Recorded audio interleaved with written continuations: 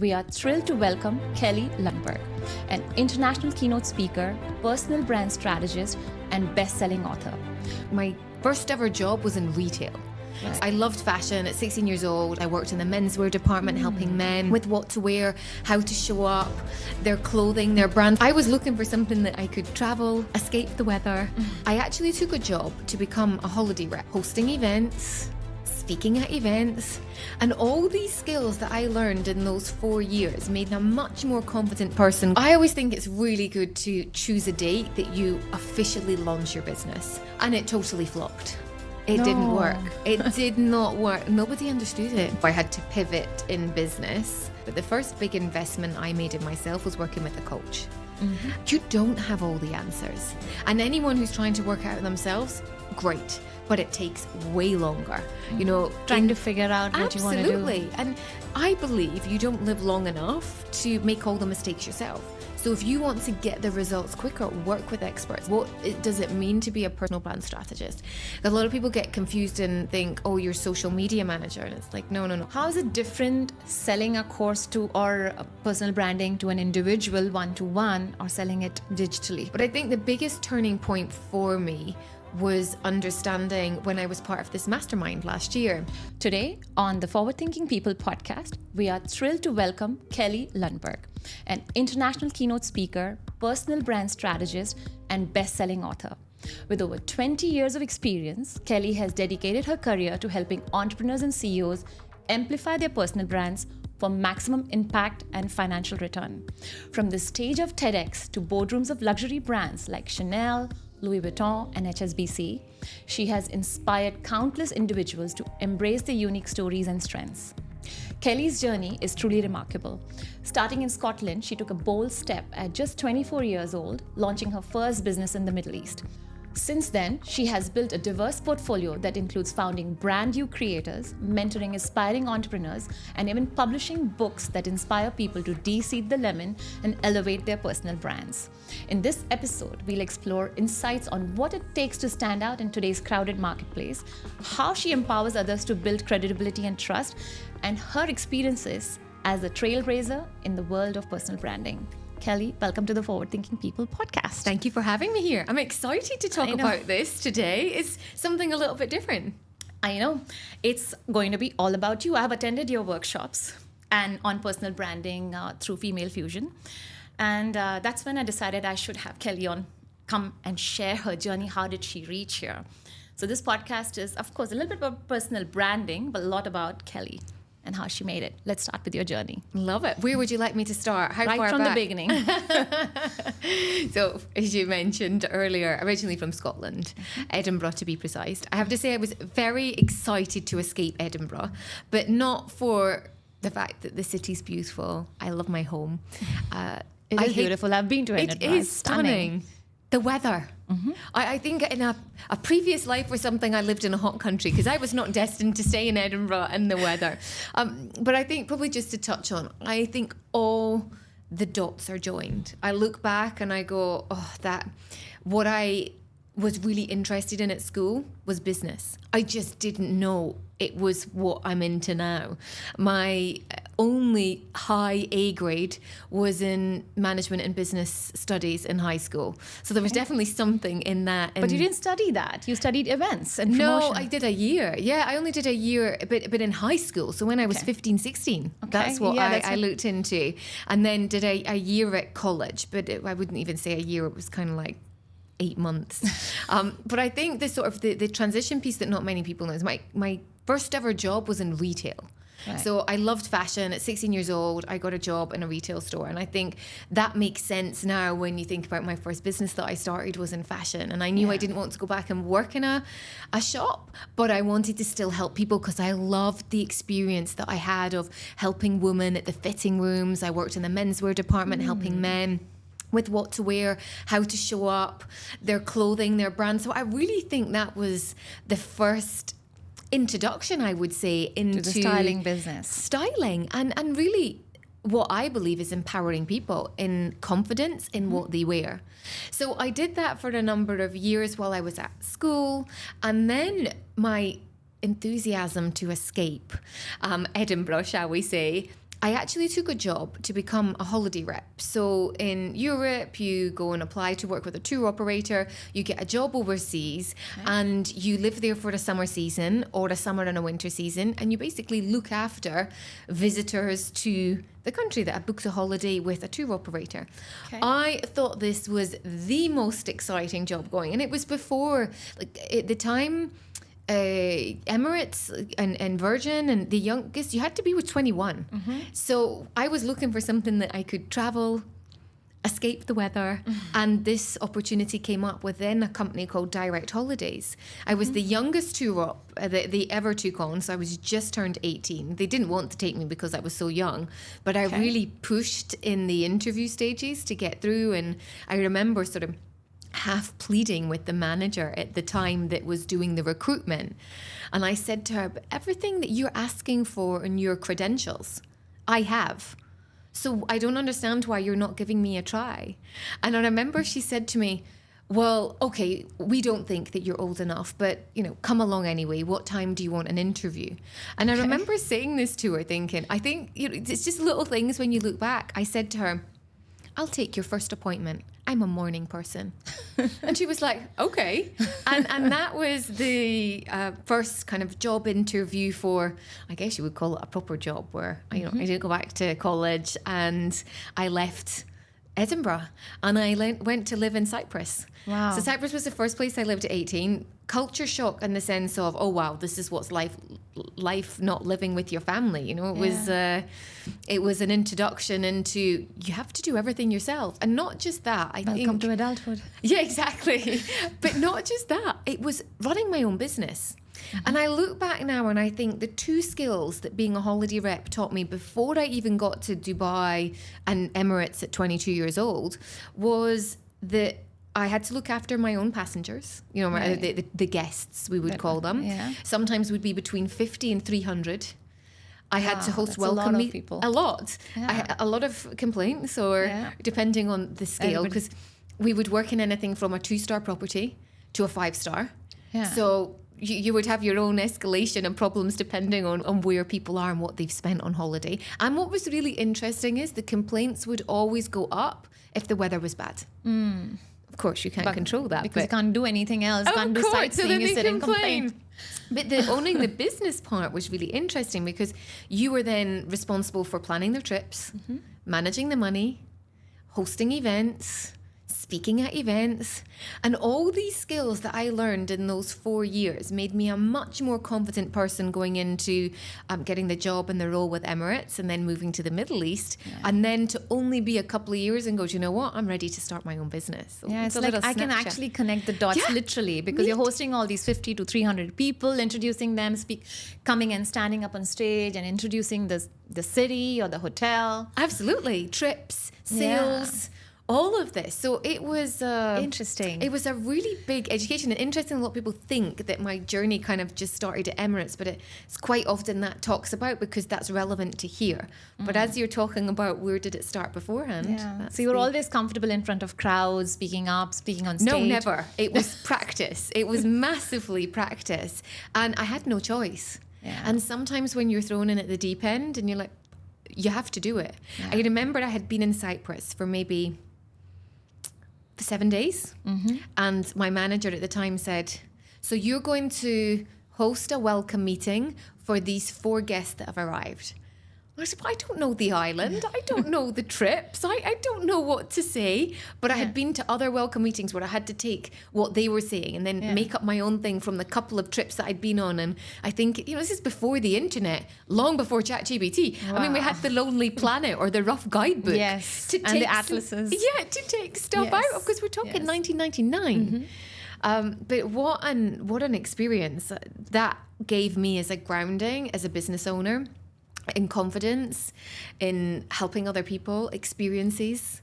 And I think that firmly put me on the place to make it now comfortable to, 15 years later, delivering a TEDx talk, to selling my own services. Yeah. I think there was so much in that experience. I can see that. How did it evolve from Cyprus to Emirates to becoming your own entrepreneur here in the Middle East? So Cyprus was the first destination, and then I went and did a winter destination. So I spent quite a lot of time in the Canary Islands because it's warm there. So it's a great place to visit for people in Europe that wants a bit of summer sun. So I did Tenerife, I did Gran Canaria, and then I ended up for the last couple of years as in Fuerteventura, actually, which I loved. And then in the winter season, I picked up another skill, which I've never talked about on a podcast, is I became a dive master. Wow, you're a dive master. You're into scuba diving as well. Awesome. Yeah, so I wanted to do something else, and what else to do, and the diving was fantastic. I mean, compared to where I've dived now, very different. But in those days, I'm a fellow scuba diver, by the way. Brilliant. Advanced open water. I love it. My husband, I've just got him into doing is open water and advanced, but it's my husband is instructor. Oh, is he? Yeah, I definitely don't practice it now. But it was just these skills. I remember actually my parents gave me some money for my birthday, and I remember putting it towards a dive master. And my thought process around that time was, I don't have a university degree. So what am I going to do next? Where am I going to travel? What's going to give me that opportunity? And I thought, well, do you know what? If I've got diving, it's a qualification. I could go to Thailand. I could go to Maldives. I could go anywhere, and I could use my skill as a diving instructor. So that was your backup. Yes, it actually was. And interestingly, until today, I've never really talked about that, but it actually was a backup. And then I decided, and I think we all have kind of defining moments. And if we're talking about where a defining moment was for me, was as a holiday rep. All my friends were graduating. They'd done their 4 years at university. And I remember at the exact time, I think one of my friends sent me an SMS, and she'd said, you know, I've just got my 2-1 degree. And I remember I was posting around questionnaires. Did you have a nice holiday? Like, you had to post them under people's doors. And I thought, no, it's time to go home. It's time to get a proper job. And that was in the October. And I lasted 4 weeks. And I'd applied for a job with Emirates, and that came around because it was very randomly saw a job, an interview in the job centre, and I had no idea where Dubai was. And I remember printing out this job, cabin crew. I think it said 67 hours a week, or 60 to 80 hours a week. Okay. Based in Dubai, and I remember taking the slip home, and I said to Mum, "Where's Dubai?" And my mum said to me, so perspective for those that are listening, this would be November 2002. Yeah. And my mum said, Dubai, I've been reading about it. It is going to become the next business hub. Yeah. And she'd been reading this in the magazines and the PR had really picked up because the Burj Khalifa was coming up. We used to travel to Europe a lot, and we used to see big hoardings of Burj Khalifa coming up, Khalifa, all over. This might have been 2002. 2003.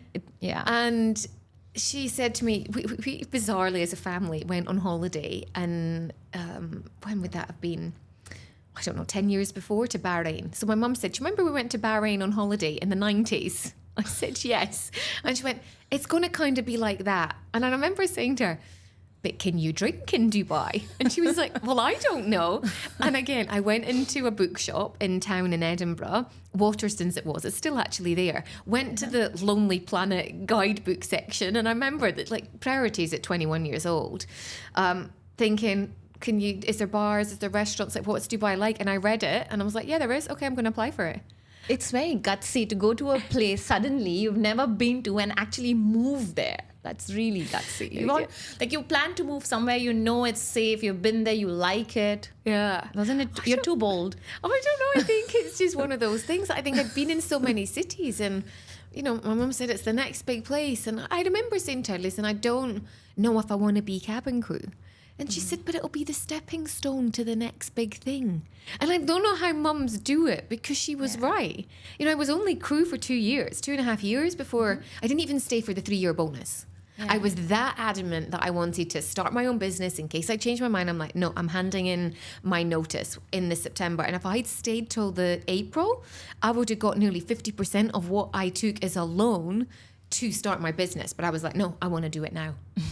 Like there was no When you're ready, stopping me. you should just go ahead. And I genuinely believe that if you wait till things are perfect, you waited too long. Yeah. And then you might get second thoughts and you might just deviate from your original plan. Exactly. So that's there a was message no here. stopping me. There was no stopping me. And I say that to clients as well now, or those that I speak to in that space, that you just don't know. Just go. Stop overthinking it. You can always go back. And I always thought, what's the worst case?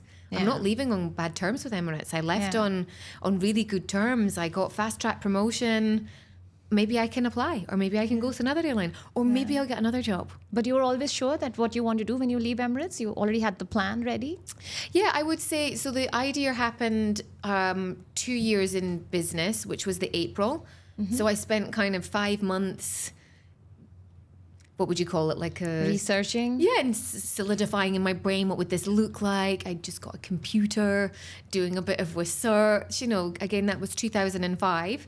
And then decided, I'm handing in my notice. And I handed in my notice. And then I think my last day was the 11th of October. And I had a big launch party on the 21st of September. And I was like, nope, I'm doing this. When you say launch party, how do you mean? So I always think it's really good to choose a date that you officially launch your business, whether that's just you, whether that's you invite some friends, whether that's just a bit of accountability, because I think a lot of people could push that and go, no, I'll get my website ready. No, I had to have everything ready for this launch day. And then I asked around different sponsors. So I got the drink sponsored, I got the venue sponsored, I got OK Magazine to come. So it just made it mindset wise, this is happening. So how did you know you had to do all of these? You think the events business that you had gave you all these ideation? No, I mean, maybe potentially, because I did 8 months in a college certificate as an events. A friend of mine who I flew with said to me, you need to write, what did she say to me? You need to write a press release. And I was like, what's a press release? And she said to me, well, you need to tell the media what it is you're doing.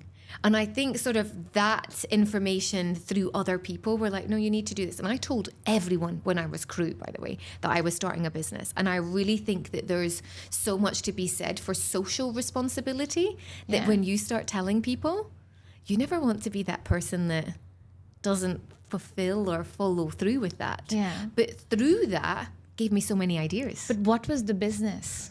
Styling. Launched a fashion styling business. So I went back into... Go back to the styling. Styling. So that was like, no. But that was purely styling for particular type of individuals, right? Yeah, Which is absolutely.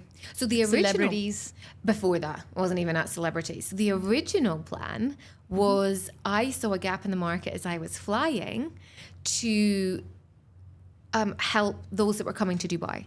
So when I was working in business in first class, I would say to passengers, where are you going in Dubai? Oh, we're staying here. So part of the holiday rep in me was there to help them. But the other part was, well, you should go and shop here and you should go to this and you should go shopping here. And this is a fabulous experience. So in the old days of Emirates, they used to have beautiful stationery and I would write on the stationery, go and shop here and go here. And it was on one of those flights that I thought, do you know what would be amazing if I could get paid to do this? Amazing. And then I thought, does such a job even exist? And that's when I started to see that personal shopping agencies existed in New York, London. In the West, there was a trend. But it hadn't come to Dubai yet. Yes. And I thought, okay. So the original idea was to very much offer personal shopping, to target those that were visiting Dubai, work with hotels, offer experiences, bringing together the fashion that I'd worked in, but also bringing together the experience and the excursion knowledge that I had from being a holiday rep. And it totally flopped. It didn't work. It did not work. Nobody understood it. Yeah. And when I the market was not ready. No. And when I tried to explain to people who would be promoting my services, which at the time would have been concierge, we're like, did concierge exist then? There was only one or two businesses that I know. No, concierge and hotels. Okay, because that would be where they were coming in, and they would be like, I don't understand. So people pay you to shop?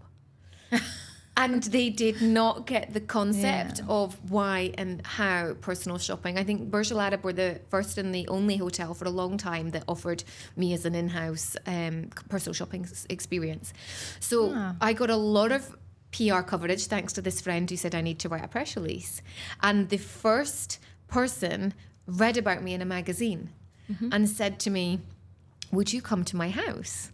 And would you help me go through my wardrobe and organize it and tidy it and tell me what works and tell me what doesn't? And I'm like, this is even better than the personal shopping. Yes, I will do this. Like this, because the next idea or iteration of what personal shopping and styling looked like, I didn't see it because I didn't know people needed that. And quite often when in business, what you think the customers want or what you think the market want, they want something else, but they relate it to what you do. So you have to pivot and change. And that after 6 months was like, okay, no, I'm offering personal styling to those that live in Dubai. Still a few that visited, but it was mostly people that lived in Dubai. And I think what worked in that time that I did it for 15 years was Dubai is a very dressy place compared to many, cities, places where people have come. And people, when they arrived in Dubai, got scared on the school run. All these people dress up when you go out at the weekend. I remember my friends said to me, I'm wearing on a Saturday or in those days, a Friday brunch, what I would wear to a wedding. In the UK. So their mindset... It's still very dressy. Brunches are still dressy. It is. But I think I think it's changed a little bit because everything was 5-star. If you think in those days, 20 years ago, 15 years ago, nothing was independent. So you were walking into 5-star hotels to always visit an establishment. Whereas now you've got a lot more independent and it is... more relaxed. Much more. I mean, I wear sneakers out now where I wouldn't have dreamed of doing that 20 years ago. That's probably why I've got terrible feet now. No. All those years of mall trolling in heels. I would like to talk a little bit about our sponsor. This podcast is brought to you by Above Digital, a sales-focused performance marketing agency specializing in lead generation and e-commerce revenue growth using paid ad campaigns. A business needs a continuous flow of quality leads to thrive, grow, and scale. The best way to get quality leads is through paid ad campaigns that use the right hook and messaging for your target market and makes them interested in your products or services. Above Digital can help you generate quality leads with strategic paid ad campaigns. Visit our website www.abovedigital.com to book your discovery call and explore how we can help your business grow and meet its revenue goals.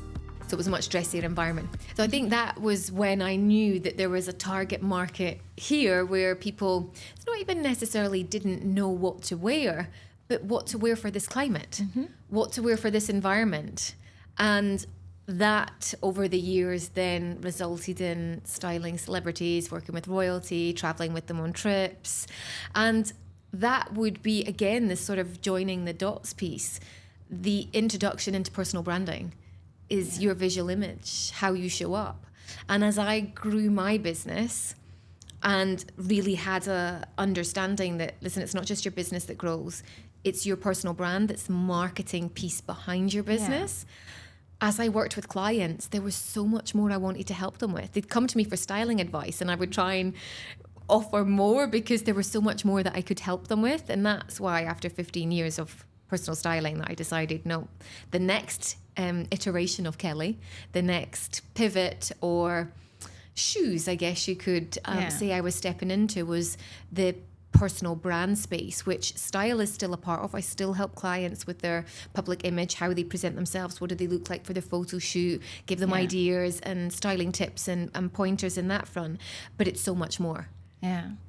You have evolved your business back in the days in 1990s, 2000s. Internet was not much evolved at that time. There was a lot of PR relevancy to create a personal brand. But as the internet evolved, you have all these other channels like social media, you have YouTube, you have TED Talks. But in general, YouTube channels, there's so many other ways to become or create a brand of yours.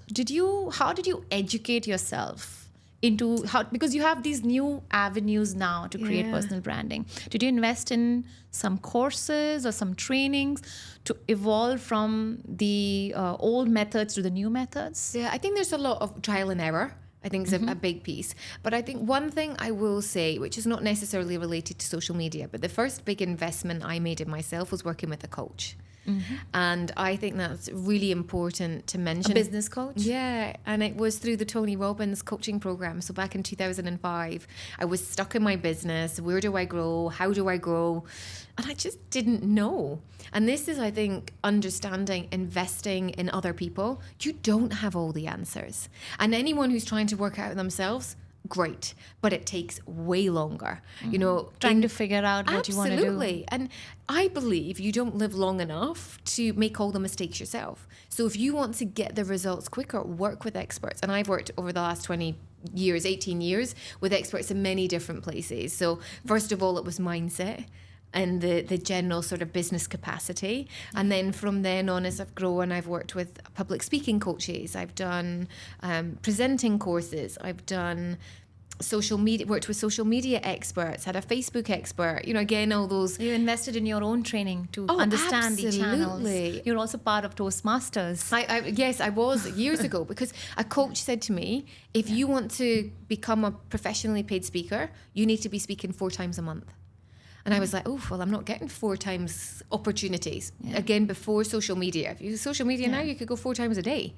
Yeah. But before that, there wasn't. So that's when I joined Toastmasters to practice. It's okay. It's okay to, you know, and it's actually important in today's day and age, if you really want to grow, 1, hire mentors and coaches, because you don't need to figure out everything yourself. Absolutely. And 2, invest in learning. Yeah, it's huge. All these different things. And that, I think that little piece there on the investing and learning is, I really believe in educating yourself on something that you need at the time. And I find a big challenge is a lot of people go to university or go to college and they don't actually know what they want to do. And then they end up spending 4-6 years studying something that they're like, do I want to go into this? Whereas going and working out, what do I want to do, learning, and then either coming back later in life to study, or learning the things that you need at that time. Because as you said, things change so fast. You know, in my day, we sent out a press release. I'm actually embarrassed to admit this, but the UAE is a bit more behind the times. And we sent it by fax. Yeah, Fax. Back in the days. Who uses fax? Like, am I actually old enough that we people I used to have a listening fax number too in my business. But that's it. Whereas now it's email and it's the next level WhatsApp. You know, you're doing business on that nowadays. So I noticed that you also have a lot of digital courses. When did you start offering digital courses? How did you go? Like, one is having one-to-one mentoring and personal branding for someone. The second is to coach someone into personal brand. Now you have digital courses. That's a good evolution. yeah, the Trending. first one I ever did, well, to be fair, the first one I ever did was maybe about 8 years ago, and it was how to become a personal stylist. So I had all this experience as a personal stylist, and then people were starting to say to me, how do you become a personal stylist? So that was the first course I ever created and sold. And then Digitally?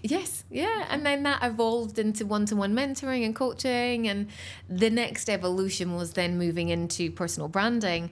And the digital course has been a relatively new thing because I wanted to get really good at my skill set of personal branding. Does it mean to be a personal brand strategist? A lot of people get confused and think, oh, you're a social media manager. And it's like, no. I do brand strategy for a particular person, and I work with them on how they're going to become more visible. Social media is just one part of personal branding, and I don't do posts for people or anything like that. I'll tell them how to post, what are their content pillars, what does the strategy look like for them. They can hire a social media manager. I think it's quite important to sort of stay in your lane at what you're good at the moment. Who says, you know, down the line maybe I'll move into social media management? I don't know, but just now I love what we do, and we do the design element and we create people's websites, but we stay within that space. So these digital courses, you learned that as well? You invested in training on how to come up with your own and online courses? A lot online. I follow a lot of people that do it online. Yeah. And I've done different types of courses where I've hired the videographer and, you know, had the room and gone for the big expense. And then more recently I decided I'm going to test the other end of the spectrum. And do it yourself? I didn't edit it because that time-wise for me, it's just I've got someone that can help me. I do have someone in the team that does that. But I created it all on Loom. Okay. So I have, the slides. It was maybe an hour and 45 minutes worth of content. And it's all things that I felt like I just kept saying to people. And I thought, I'm just going to put this into a really easy series of videos. They're short, 7 minutes, 8 minutes, 9, 10 modules. And they can improve their LinkedIn in a morning. That's it. $47. Like, it's not rocket science. In So the you're sense new of, into the digital courses, you would say. well, this one, to do it. Because I think a lot of people, this is a mistake I see. A lot of people go to a huge amount of effort, which I've done in the past, and no one buys your product. That was going to be my next question. How do you make sure it reaches the right people? So 2 ways. One, either don't spend a lot of time creating it and test the market. 2, sell it first. So I've done both. How do you sell it first without creating it? You then have people to buy it. So you get people into, I'm launching this course. Here's an early bird option for you. It's launching on X. And I tell you, that motivates you to create the course. Yeah. And then when I did that once, this was my very first personal branding course. So during COVID, I did this. And I created a 6-week personal branding program for people. Okay. And I sold it and said it's starting on this date. So it was a live show, like a live training? Yes. So that's what I did. I made it live all the way through, and then anyone else who joined afterwards got the recording of it. And that was it. But I had enough people that bought into it. I think at the time it was maybe $200. And then the first group I had on it, there was maybe 8 or 10 people. So it was paid for the course. How is it different selling a course or personal branding to an individual one-to-one or selling it digitally? How do you think is what's the difference in promoting it? I think price is a big thing because I think, people maybe don't necessarily think so much about $47, but they'll think about $4,700 or they'll think a lot about $10,000. So I think there's got to be one, where their headspace is. How serious do they want to take their personal brand to the next level? How important is that to the person on their career journey? The type of clients that I'm working with now either want more clients, so it's a visibility, they want to make more money, so they're spending money to make more money so they're more visible, or they're future-proofing their career in the sense of they want to be more visible within their role, so they're going, you know what, if I have a more visible personal brand, it's going to help me get on board level, it's going to help me get to MD. And that would be the reason behind them wanting to do that. And then when it comes to sales of that is, why are they doing that? And I think the same principle applies to people, to selling online as well. The same motives or reasons somebody would buy online. Is it the price would be the main factor versus having Kelly one-to-one or buying a digital course? Price, and I would say how serious they are to take their brand to the next level. I would say. And time commitment? Yes. Yeah. But the thing is with personal branding is you've got to want to do it because it's you. And I've been hired by people that want their CEO to do it. And no matter how much you try and give them the strategy and support them and give them the confidence, they don't want to do it. They won't. And you can't do anything. It's not like, hey, well, I'll just create your social media and I'll put it out for you. No, the personal brand piece, and you've got to want to put yourself out there. You've got to want to share knowledge, inspire others, speak at events, maybe write a book one day, maybe not, do a podcast, go on podcasts. So that comes to this question, what exactly is personal branding? Creating a brand presence online? Or how do you make yourself visible on various channels? What exactly is personal branding? So how I identify personal branding is, how do you make people feel when they come into contact with something you say or do? How do you make people feel when they come into contact with something you say or do, online or offline? Okay. So what happens when someone comes into contact with you, they have a perception of you. Correct. So it's the perception that people have of you, on or offline. So even if you have zero presence online, people have a perception. That perception could be, what are they hiding? Why aren't they online? Versus, oh, they share a lot online. There's two sides to that as well. So it's not just online, it's offline. Because often you can meet people in the online world and be like, oh my God, they're so amazing. And I love, everything they're all about. And then you meet them in person and you're like, ooh, you're a bit standoffish, or you're not kind of how I thought you were going to be. And this is where then you want your brand, that authenticity piece. How are you?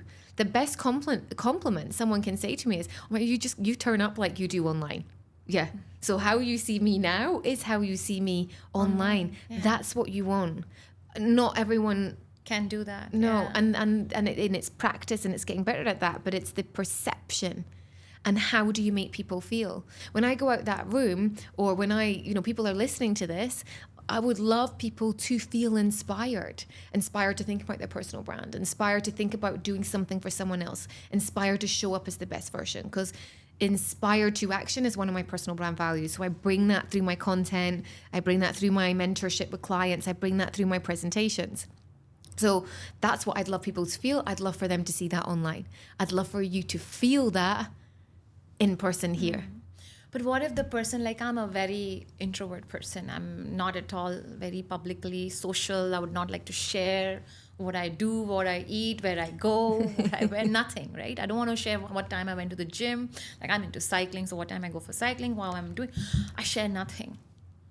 Having said that, I have a digital agency which expects me to be very digital and vocal and very open about my personal life as well. But how do people like me create a balance of not sharing a lot, yet share enough? It's share something. So find something that maybe is personal, but it's not super personal in the boundaries of your own home, for example. So let's take cycling.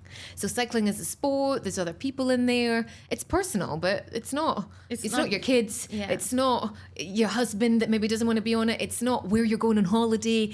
It's something that's showing people a little bit about you, but not a lot about come into it. So find something, for other people, it might be, do you know what? Don't want to share anything except for, these are my favorite restaurants.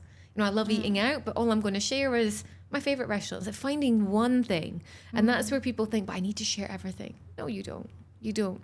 Find something. And you've also got the business side of behind the scenes of what you are doing in business. It's personal. There's got to be a humanizing element to your brand if you want people to relate and connect with you. Otherwise, there can be the perception of, why don't they share anything? And the idea behind being introverted and not having a personal brand is there's just different ways to communicate that. So it could be your style might be, I don't love being on camera, but you know what? I love writing. So I'd love to sort of write some pieces where that could be a piece of you sharing, but not being invisible. It's very interesting. I write mailers to my list, my database, the people who I've met over these years, people who've come to our trainings and events. You won't believe my most read email is the one I wrote on what I'm watching on Apple TV. At the time, I was watching Ted Lasso. I was so inspired by the whole series. I was like nonstop binge watching it, and I learned so much about leadership, about so many things. Have you seen it? Yes, Ted Lasso? I have, yeah. And I said, you know what? Let me share this with my database. You would not believe 20 people actually messaged me on WhatsApp, called me to thank me for sharing and doing, and just that one email. I think you answered your own question.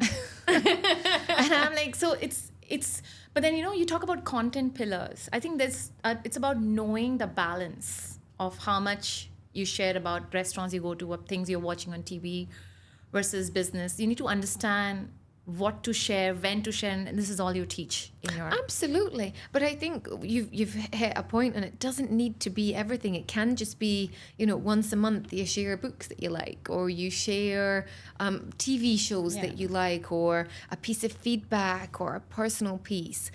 And I think what's really important to understand with personal brand is, your personal brand is how you show up now, but it's going to have the biggest impact in your future. So the biggest impact in your future is you might not be thinking right now, but you might want to sell your agency in 5 years. Personal brand is going to stand you in far better stead to have had ROI for you to sell your brand, as one example. Or it might be, do you know what? I am really passionate about a certain cause. And this is when you want a personal brand and a platform like your newsletter to be able to communicate people rather than just showing up in 10 years time going, hey everyone, well, I think I'm kind of ready now to share my thoughts and I'm thinking I might add this. No, you've been building them up a little bit. And I look at it now even more so that you look at movies and you see movies where people share that little, there's always that up and down. Mm-hmm. You always see people's flaws in movies and what they're not great at, and then they overcome that challenge, and then it becomes good again, and then something bad because they really didn't get the lesson, and then they get the lesson, and then usually it ends up okay. And that is the same with your personal brand. People will connect with you more if they don't see you being perfect, and I think that's the true piece of being authentic. It doesn't mean sharing what you have for breakfast. It's just showing a little bit of vulnerability. And which doesn't make people feel comfortable. You're like, oh no. No, it's actually, I was in fact thinking the other day, I was just walking by in we have a little walking area around our house, and I was just looking at, you just look at nature. Nothing is perfect, yet it's so beautiful in its own totality. So that's a really lovely way to say it. Your personal brand is exactly the same. Yeah, that's what. It's kind of strikes a balance to it now. Very much so. Going back to your story, I'm just going to, so from styling, being the personal strategist to stylist to becoming personal brand, like you created the Brand You Creators. How did you evolve to, that was an instant evolution to that business? And that's a good point. So I sold my business in 2019 knowing that I wanted to move in to do something else. But the 7 pillars, the book, like none of that was, it's all in here, but it didn't have a flow. And the coaching helped? You're still coaching? You're consistently coaching? Oh, yeah. And at various times throughout the year. I joined a mastermind last year. So I was back in the UK 4 times meeting other business professionals that was learning from them. So I'm always investing. And I do genuinely believe the more you invest, the more rewards you get back in that space as well. Like every year, when I look at investments of tens of thousands of dollars, what comes back is way more in business growth as well. Mm-hmm. But the interesting piece that I think we'll kind of just highlight a little bit more on that personal brand is the defining moment for me understanding I had a personal brand was when a luxury brand asked to work with me. And when I sent them all my collaterals to promote the event that they wanted me to host, my logo, my bio, my pictures, those are the main things, was all my styling business. And they said to me, we can't use that. We need your own logo. We need your own brand. We need you. We can't promote you as a business. You as Kelly. Yes. And I was like, oh, okay. And that's when I thought, right, okay, I've got to, can you just give me a day? Need to go and speak to a designer and get my own logo created. So that was where it solidified as 2 entities. And in actual fact, Kelly Lundberg's the umbrella. Mm-hmm. And underneath it, I have all these businesses. Some I've sold, some I've kept, some I've dissolved. But the brand and the marketing piece is Kelly Lundberg and everything else is underneath it. Mm-hmm. So when I sold the styling business in 2019, I still had Kelly. So what I still had clients. Yeah. I still had styling clients. I started to, peter them out. They went to the new business. And then I started to work with clients more than, okay, I can help you with this. And can I help you with this? And I'll help you with this. And people started saying, can I have what you've got? I want to create a brand. I want to do a TEDx. I want to have a website like you've got. I want to create speaking. I want to do this. Can you help me? Yes. Yeah. And that's where, but it took me 2 years till I launched the Brand You Creators, until I fully understood and had worked with sort of 5 or 6 clients going. You tested it and then decided to give it a name, Brand You Creators. This is the journey I can take you on, and this is how I can help you. And that has evolved so much in the last 5 years. Yeah. But you have to be in it to go, well, what does it look like? How can I help you? Okay, I can help you with this and I can this. And then someone would ask me, I've got this event. And I'm like, oh, okay, I could help you with this. When I first started personal branding, the one thing I really didn't want to talk about was style. I thought I had left that chapter behind me. But it's part of the personal branding. Absolutely. And it's part of me. And I was so naive when I was like, I'm not styling anymore. And I still love it. And you know what? I was actually doing it yesterday for a client.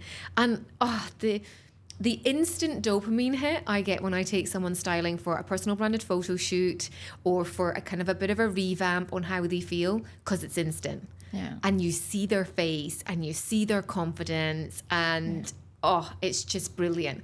And then to be able to take that into a longer journey of going, so how do we translate this brand that you have here, the clothes that you're wearing, into digital formation? What does your logo look like? How does it work? Then how do we take this into telling stories? What stories are we going to tell that makes you you and humanizes your brand?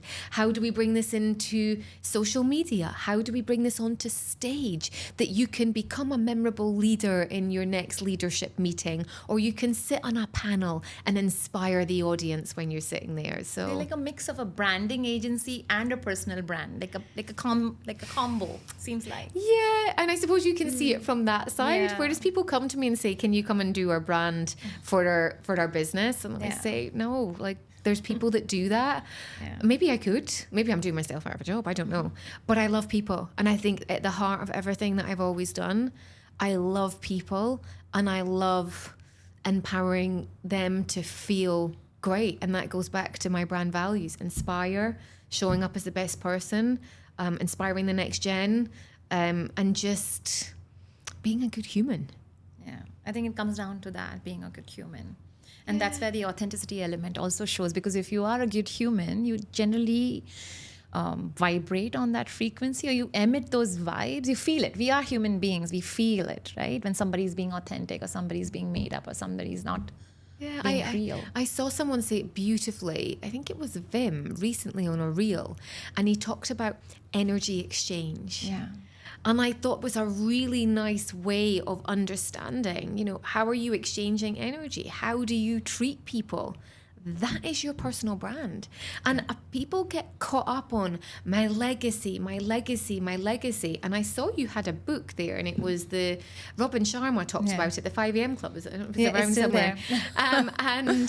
And he talks a lot about this, where he says your legacy is not necessarily what you're leaving. The reality is people are not going to really remember you after one generation. Like, great, my nephews will remember me. But maybe, but you click on, let's be realistic. Not really. And after that, what? Yeah. It's how you make people feel now. That's the whole piece of personal branding. And stop thinking about what we're leaving people with, and start thinking about how are you making them feel on a day-to-day basis. I think it starts there. Yeah. And it applies to everything. Your family, your friends, your team, your clients, and generally your social, anybody you meet with. Yeah, I asked at the end of events that I do or corporate workshops, I always ask people, what's your biggest takeaway? What are you going to action? Because I like to know where my content delivered. Where did it sit? Yeah, where did it sit? Because I'm like, I delivered that really well today. And they're like, I took this takeaway. And I'm like, really? So I find that really fascinating. That with us. Yeah, I remember this. And the one thing, actually, this went out in my mailer, and it was the highest open rate of our recent mailing list, was the best feedback I ever got. And this gentleman kind of hits on this, kind of brings it all together, was he said to me, I'm going to work on the storytelling techniques that you've taught us today, and I'm going to create my story bank, and it's one of the exercises I get them to do. He said, but you know what I'm going to do? He said, on my way home, I'm going to go and buy my wife some flowers, because I've realized that my personal brand starts with me and how I make people feel. And I want to make my wife feel special. Aw. I could have hugged him. It wasn't such a professional setting, because I was just like, this is it. This is what it's all about. This is what it's all about. Your personal brand. How do you make people feel? It starts wherever you are. Did you always want to be an author? No. Writing a book was the agenda or something? No, never. My English teacher told me at 15 that I couldn't sit higher English because my grades weren't good enough. And my mum had to write a letter to the school to say, Kelly doesn't want to do it over 2 years. She wants to do it over 1. We'll take responsibility. If she fails, it's okay. We understand that you're saying no. And my mum had great pleasure in taking my first book in 2009 to my English teacher, that maybe 13 years after he'd said that, here's the copy of the book. So no, it was never something I thought. I'm a rubbish speller. I realized even reading my own book, that was a test and a half. So I read De-Seed the Lemon, my second book, just earlier this year. And you think it's your own book, your own words. How hard can it be? No, that was even harder than nearly writing the book, and it's the pronunciation. How do you say it? I didn't realize I can write that word, but I can't pronounce it. So it's been quite a fascinating journey. But I think, these are the things that you can leave people with, and if it makes a difference. And I think that's where the inspired action, my goal is 5 people a day, but I don't always know who's reading the book. Maybe someone's reading 5 pages and they're super inspired and they're like, great.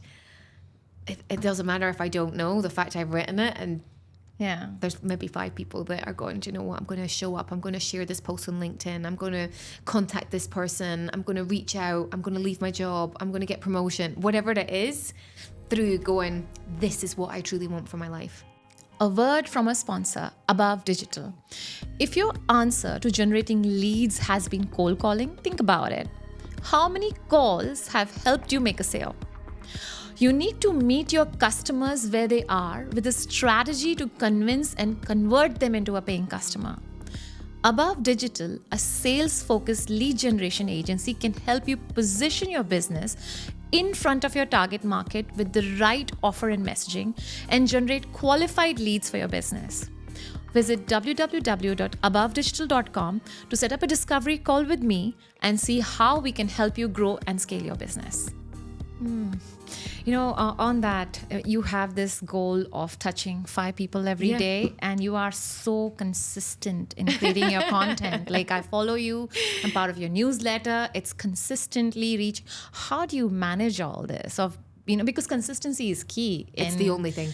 In social, in content creation. How do you manage Thank you for noticing. By the way, thank you for noticing that. It's been a journey, as most things are.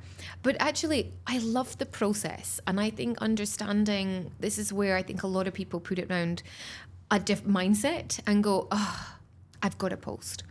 I've got to send a newsletter. So I would love to say I do it all myself. I don't. I do the bits that I love. I realized I actually really like writing a newsletter. So I write it out at the start of the month and my team will put it into beautiful graphics. So I have support with that. The content piece, again, I have people that edit, my team edits videos, but I do all the posting still. LinkedIn is all 100% me. I've tried it various times to have people out, but these are the platforms and the spaces that I'm in. YouTube, I've got tons of content, so the team help and share that.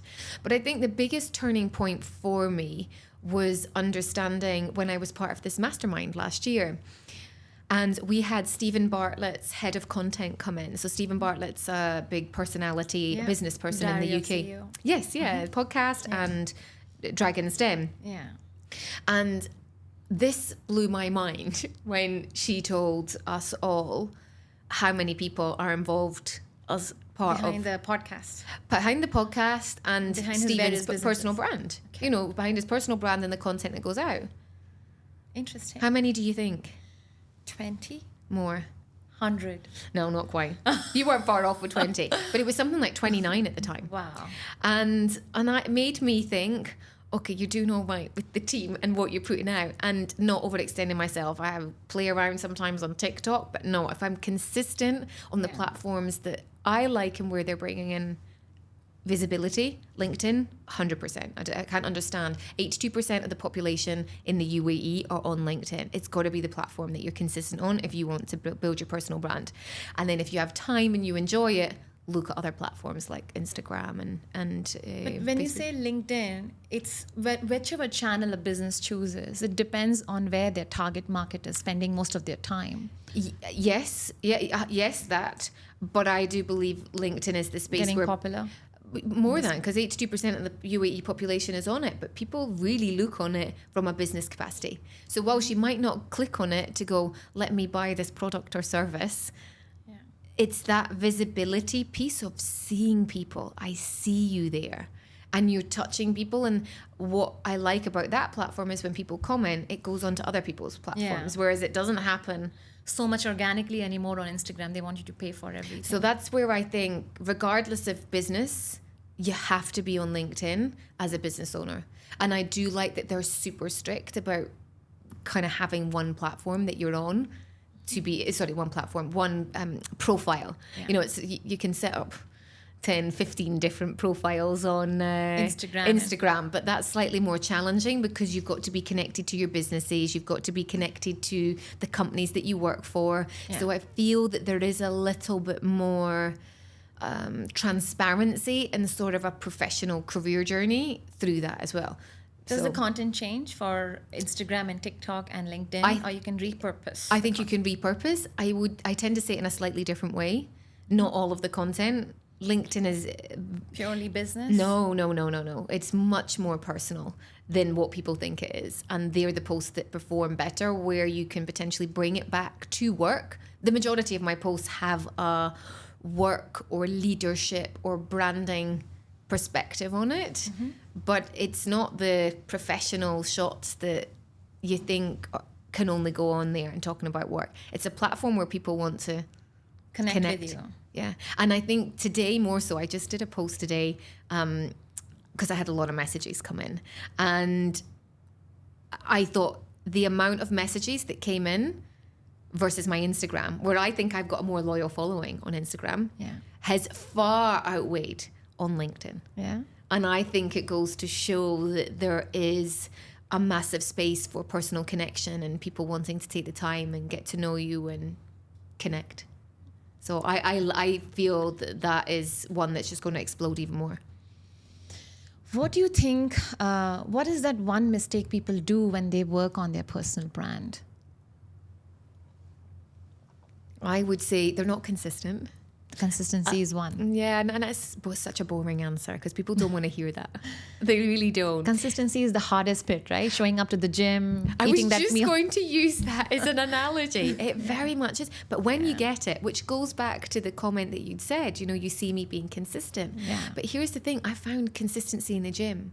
And I think when you find how to be consistent in other parts of your life, you can bring them into your professional into personal. And the biggest thing for me is scheduling.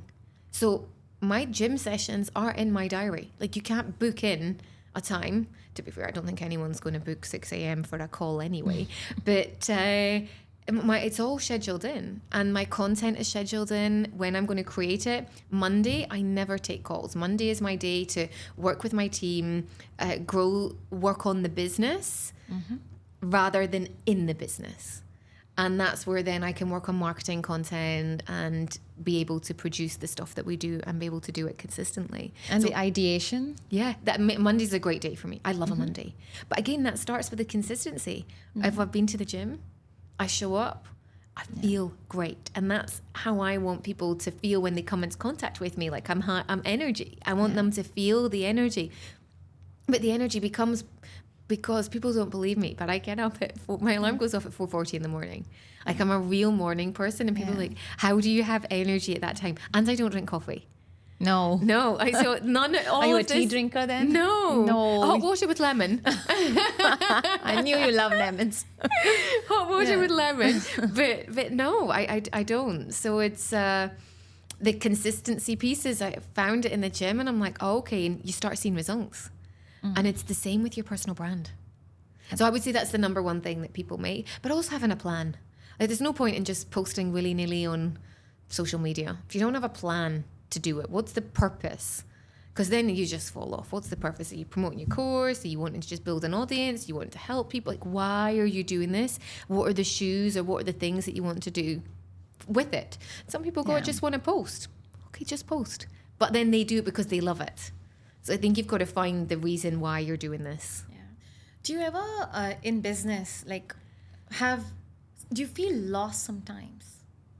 That you wanted to, do you always know where you're going? Or do you go through times when you feel, I wanted to go here, but I don't know. Is it the right way? Is it the right time to go here? Or maybe I should deviate? Have you had any such experiences because you've been growing your business and changing so many, pivoting, selling? Yeah, I see constant. It's a great question. And I would say no. Absolutely not. I didn't know. I've got ideas of where I want to take my business and my brand next year. But if we were to sit down 12 months from now, how exactly I'm going to take it there, I don't know. I've got an idea. So I would say, yeah, there's been many moments where I feel a bit stuck. But a coach once said to me, back into learning from others, and I've seen this and I've given this advice to my own clients, is you can't steer a parked car. And I love that analogy because you've just got to drive. And sometimes you might get to that roundabout and you go, do you know what? I'm going to turn right here. And then that doesn't work. But then you end up doing a few detours and then you get back onto the roundabout. And do you know what? I learned quite a lot in that. But do you know what? That's not for me. So I think the biggest mistake in there is sitting in the car and not actually choosing to go in a direction. So that's where I think, I've got a clear idea of what my direction is, but do you know what? It might pivot slightly. Opportunity might happen. This might happen, but I've got really clear goals in what I want to achieve. How exactly I'm going to achieve those? It'll show up. I don't know. I really don't know. Usually all you need is where we are going. The how has come about. Yes. But where and why is what you need, right? As long as you're not sitting on your sofa going, this is going to happen to me. No. That does require an action. The parked car is not allowed. And you can't move anywhere if the car is parked. Exactly. And that was amazing, Kelly. If somebody wants to work with you, how can they reach out to you? How can they work with you? I would say, social media platforms, always come and say hi. And I think it's a really good space to go, come and see if you like the vibe. On Instagram, it's kellylundberg.official, which is the new page that I started. LinkedIn, Kelly Lundberg. And then my personal branded website is kellylundbergofficial.com. And I think actually that's just a little point. Maybe I can and finish on the brand piece on that. A lot of people have asked me, why Kelly Lundberg Official? So if there's one piece of advice that I can give to anyone sort of listening, and I think we've talked about this. Have you? Well, let's find out if you've done that. You're nodding, so I think you have. Is back in 2009 when I mentioned the story about the luxury brand wanting to work with me and they asked for all my personal branded details. I didn't have a personal website at the time. Yeah. So this was all around then. And I went to buy kellylundberg.com and it was gone. No. So now it is what? So in 2009, I've got a really unusual name. My name is Swedish. I'm Scottish, but it's great grandparents. So in 2009, someone bought Kelly Lundberg. So I hired a GoDaddy broker to find out who bought my name. And to be fair, they found who it was. So she was another Kelly? It was a he, actually. Oh. It was a he, and I messaged him and I said, I'm building my business, my personal brand, and I'd really like to buy this domain name off you. And he said no. And I was furious. Why would he not sell it to me? And I was like, why won't you sell it to me? Yeah. And then when he told me, I went, oh, you know what he said to me? His daughter's name is Kelly? Yes. I just guessed it, I swear. His daughter name was, and I was like, oh, that's so sweet. And I'm really annoyed that my mum and dad didn't buy my domain name. So I bought what I thought was the next big thing. So everyone told me, kellylundberg.co. No, that was a terrible idea because everywhere I went when I traveled as a celebrity stylist, people just in the LA, they added an M. In the UK, everyone would add an M. No, and then in the UK, they just added .uk. They thought that I had missed it off my business card. So in 2017, as part of my rebrand, I bought Kelly Lundberg Official, and that's why I'm kellylundbergofficial.com. Got it. Little story in there. See, storytelling. So a little bit of takeaway. You must buy your own domain name. So did you buy it? Of course. Yes. I have namitaramani.com. And I have a nice website. Yes, you do. Yes, you do. Yes, I've looked at that. So thank you so much, Kelly. You're welcome. I hope you enjoyed the conversation as much as I did. I actually got lost in our conversation. I forgot that we are shooting a podcast. I was going to just is that a good sign? I think it's a great sign because we are engrossed. I hope you enjoyed it as much as I did. Kelly, we will be sharing all Kelly's Instagram and social profiles in the description below. If you have any questions you would like to ask Kelly, do so in the comments from whichever channel you're listening on. Thank you so much, Kelly. Until next time.